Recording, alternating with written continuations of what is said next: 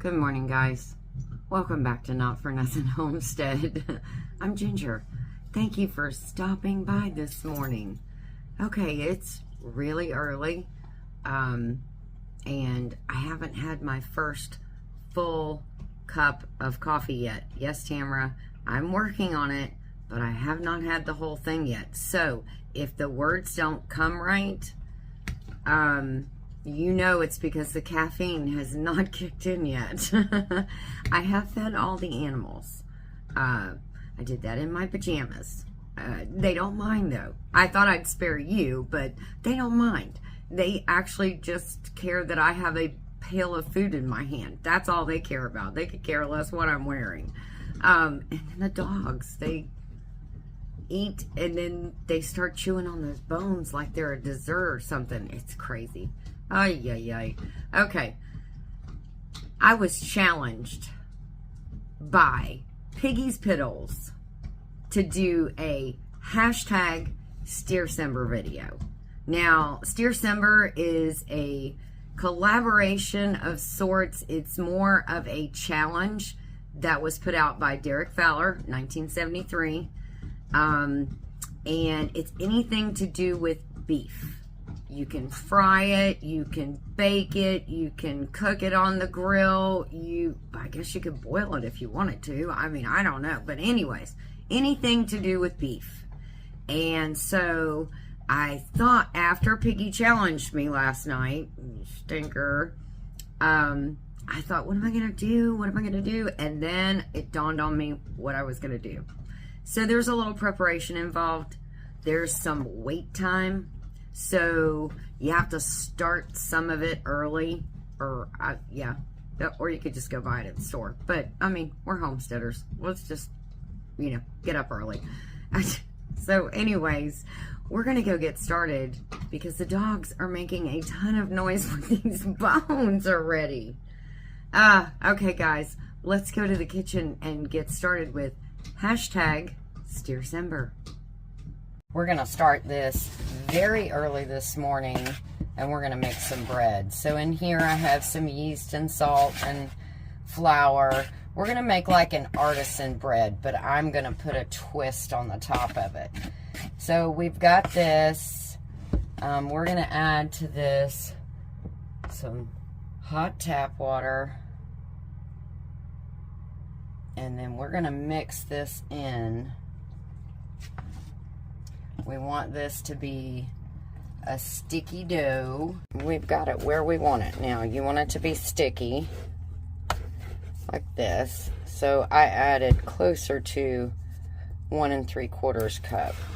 Okay, so we're just gonna keep this in this same bowl. I'm just kind of cleaning up the sides because we're gonna let this rest in this for about 3 hours.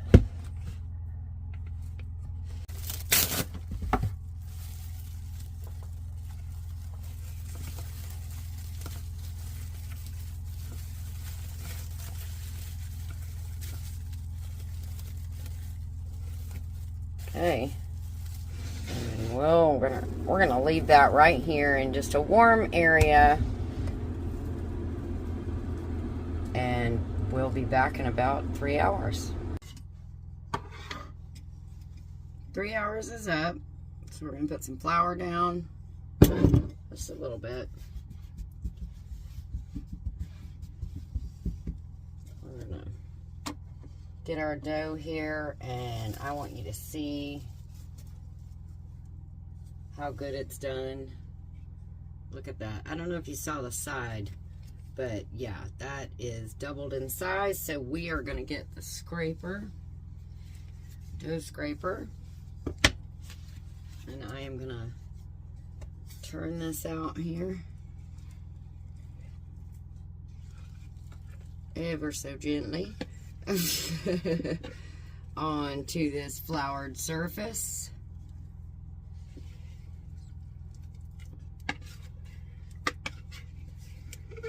There we go, it's coming out. Alright, wow. That did good. Okay. So now we are going to knead this. I'm going to need some flour for here. Probably more than that. Okay. Yeah. A little bit more because it's sticking to me. And we're going to knead it for a couple of turns. A little more flour on here.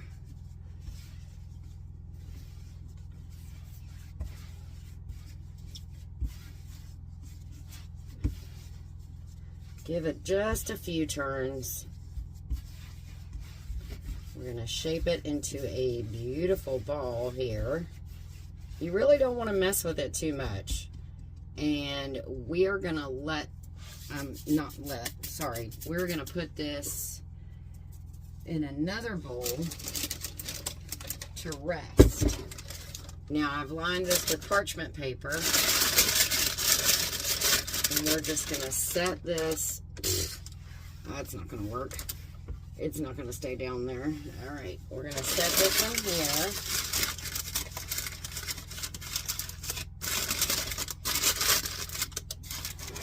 Just like so. That's what we're going to do. Now, I'm going to let this just sit and rest. I'm going to cover it. And we'll come back to this in about 30-ish minutes. I have this Dutch oven, and I'm going to take this and I'm going to put it inside the oven, and I am going to preheat this inside the oven as well as the oven to 450 degrees. We're going to take the cover off.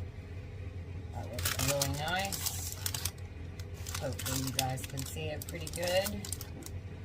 Looks good. I'm actually going to sprinkle this with a little bit of Montreal on the top, because I just kind of want it on the top. But we do love Montreal. I know some of it will go down the sides. We're going to take the Dutch oven out. It's going to be scalding hot. We're going to take that out.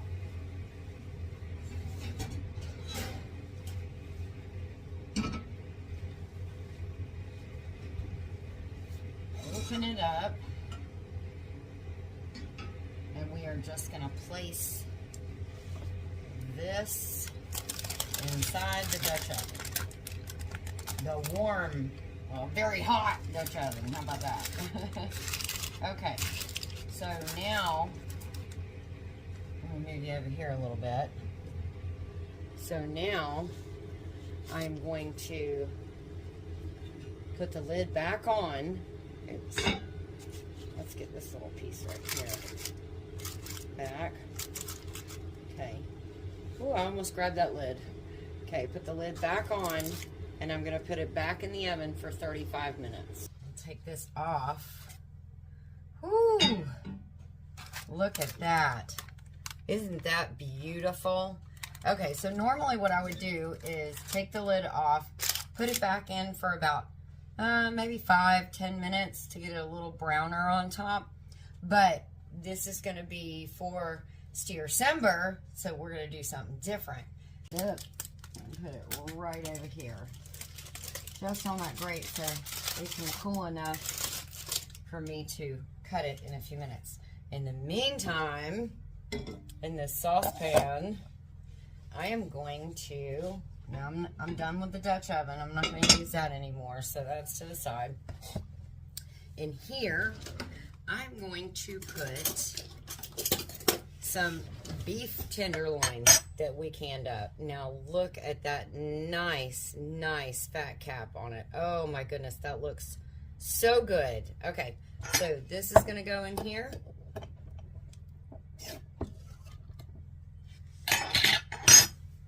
Along with, and I'm going to leave the juice in it. So let's turn this on. And we're going to get this warming up. But we're going to put this beef tenderloin in here. Get that warming up.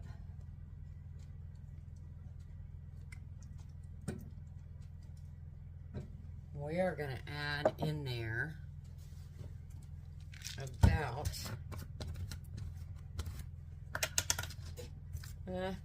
just like 5 or 6 peppercorns. Add those in. I'm going to add in about a tablespoon of Worcestershire sauce. We got it cooled down pretty good here.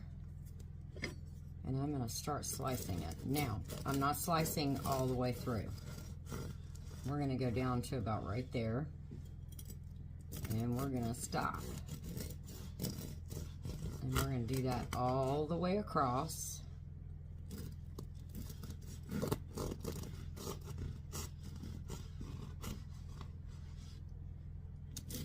Ooh, I see the steam coming out.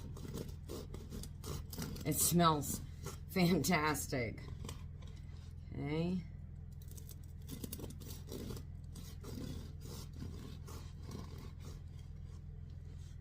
One more.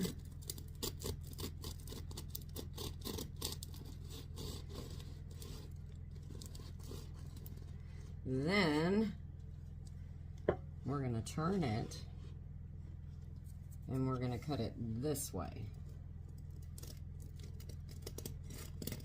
Got to be careful because it'll fall apart on you. So just go slow and easy. Now what we're going to do, I have shredded up some fresh mozzarella cheese. So we are going to kind of open it up a little bit and start stuffing.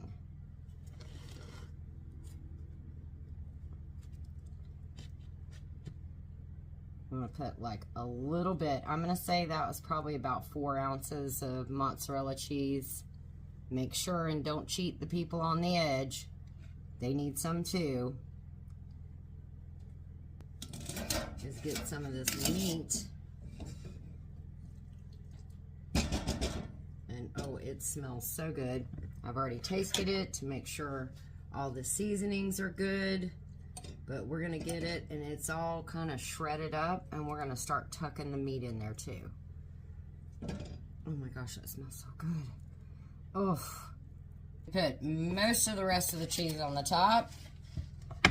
We're going to pick this up, put this on a parchment-lined cookie sheet, and I am going to pop that back in the oven for probably about 10 minutes. I'll watch it.